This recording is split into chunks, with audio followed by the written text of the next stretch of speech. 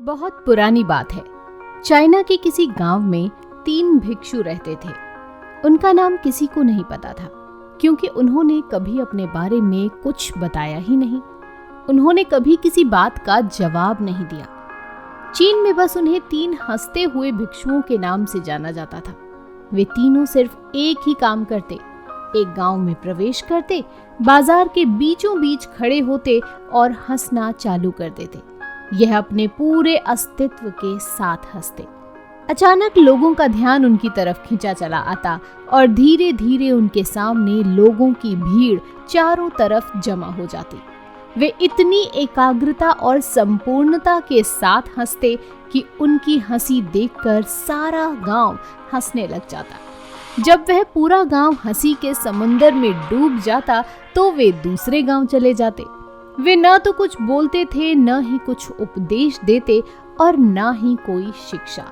वे जहां भी जाते अपनी हंसी से ऐसा माहौल बना देते कि लोग अपने सारे दुख दर्द भूलकर बस हंसने लग जाते। धीरे धीरे चाइना के लोग उन्हें बहुत प्यार करने लगे और वह पूरे चाइना में फेमस होते गए 3 लाफिंग मॉन्क के नाम से।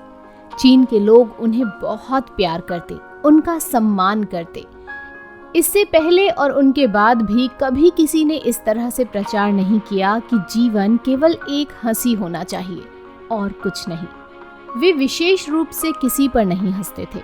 वे बस हंसते थे जैसे कि उन्होंने ब्रह्मांडी मजाक को समझ लिया हो, जैसे कि उन्होंने ईश्वर के मजाक को समझ लिया हो और उन्होंने एक शब्द का उपयोग किए बिना पूरे चीन में इतना आनंद फैलाया जितना आज से पहले किसी ने न फैलाया हो। लोग उनका नाम पूछते लेकिन वे बस हंसते। इस तरह से उनका नाम बन गया 3 लाफिंग मॉन्क, यानी 3 हंसते हुए भिक्षु।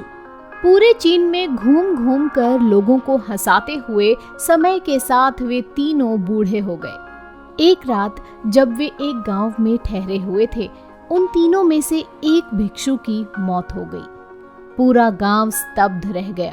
पूरा गांव बहुत ज्यादा उम्मीद कर रहा था, क्योंकि उन्हें लगता था कि जब उनमें से एक की मृत्यु हो गई होगी तो बाकी 2 भिक्षु बहुत रोएंगे। यह देखने लायक होगा, क्योंकि किसी ने भी उन तीनों भिक्षुओं को कभी रोते हुए नहीं देखा था। जब सुबह हुई तो पूरा गांव इकट्ठा हुआ, लेकिन दोनों भिक्षु तीसरे के लाश के पास खड़े जोर जोर से हंस रहे थे। ऐसी हंसी जैसे उन्होंने आज से पहले कभी न हंसी हो। गांव के कुछ बड़े बुजुर्गों ने उन्हें समझाने की कोशिश की। यह आपका साथी था और इसकी मृत्यु पर आपको हंसना नहीं चाहिए। तब उस दिन पहली बार उन भिक्षुओं ने लोगों से बात की और कहा, हम हंस रहे हैं क्योंकि यह आदमी जीत गया है। हम हमेशा सोचते थे कि कौन मरेगा, लेकिन इस आदमी ने पहले मरकर हमें हरा दिया। हम अपनी हार और इसकी जीत पर हंस रहे हैं। इसके अलावा ये कई वर्षों तक हमारे साथ रहा। हम एक साथ हंसे, हमने एक दूसरे की मौजूदगी, उपस्थिति का आनंद लिया। उसे अंतिम विदा देने का इससे बेहतर तरीका और क्या हो सकता है। हम केवल हंस सकते हैं। जब मृत भिक्षु के शरीर को अंतिम संस्कार के लिए चिता पर लिटाया गया तो सारे गांव वालों को एहसास हुआ कि वे भिक्षु केवल मजाक नहीं कर रहे थे। वह तीसरा जो मृत था वह भी हंस रहा था। दोस्तों, चीन में यह प्रथा थी कि जब एक इंसान की मृत्यु हो जाती थी तो उसके पुराने कपड़े उतार कर उसे नहला धुला कर नए कपड़े पहना दिए जाते थे। लेकिन मरने से पहले उस भिक्षु ने अपने साथियों से अपने कपड़े न बदलने के लिए कहा था। तीसरे भिक्षु ने कहा था, मुझे स्नान मत करवाना, क्योंकि मैं कभी अशुद्ध हुआ ही नहीं। मेरे जीवन में इतनी हंसी आई कि कोई अशुद्धता जमा ही नहीं हो सकती थी। मैंने कोई धूल जमा नहीं की है। हंसी हमेशा युवा और ताज़ा होती है, इसलिए मुझे नहलाकर मेरे कपड़े मत बदलना। जब उस तीसरे भिक्षु के शरीर पर आग लगाई गई, गांव वालों को तब पता चला कि उस भिक्षु ने मरने से पहले अपने कपड़ों में कुछ पुराने चीनी पटाखों को छुपा रखा था, जो आग लगने के बाद आसमान में फटकर रंग बिरंगे कलर में फैल गए। और यह देखकर एक बार फिर पूरा गांव जोर जोर से हंसने लगा। तो इस तरह से वह तीसरा भिक्षु मरने के बाद भी गांव वालों को हंसा गया। और यह देखकर शेष दोनों भिक्षुओं ने कहा, चालाक आदमी, तुम मर चुके हो, लेकिन तुमने हमें एक बार फिर हरा दिया।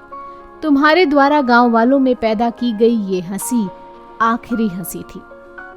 दोस्तों, आपको यह 3 हंसते भिक्षुओं की कहानी कैसी लगी कमेंट करके ज़रूर बताइएगा।